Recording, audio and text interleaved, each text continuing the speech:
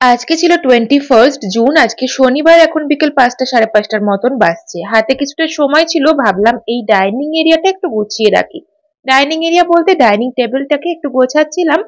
আর এটা অনেকদিন ধরেই আমি চিন্তা করছি যে এই টেবিল ক্লথটাকে চেঞ্জ করতে হবে। যবে থেকে আমরা 3 BHK তে শিফট করেছি, প্রায় 6 মাসের বেশি হয়ে গেল যে এই টেবিল ক্লথটায় পাতা আছে, কিন্তু সময় কিছুতেই হচ্ছিল না। তো ফাইনালি আজকে সময় করে নিতে হলো।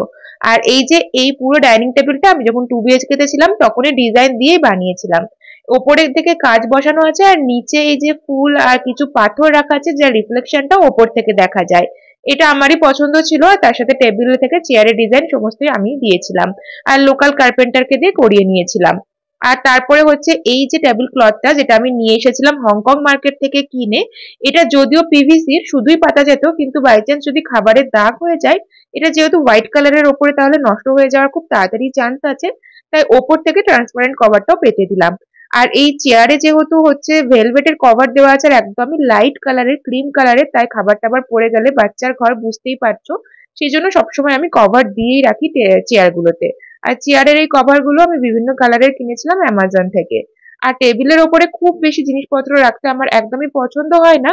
ইভেন গোটা বাড়িতেই আমি খুব বেশি জিনিসপত্র রাখতে পছন্দ করি না, ছিমছাম ভাবে থাকতে আমার ভালো লাগে। তো সেরকম ভাবে সাজিয়ে নিয়েছি। কেমন হলো কমেন্টে অবশ্যই জানিও।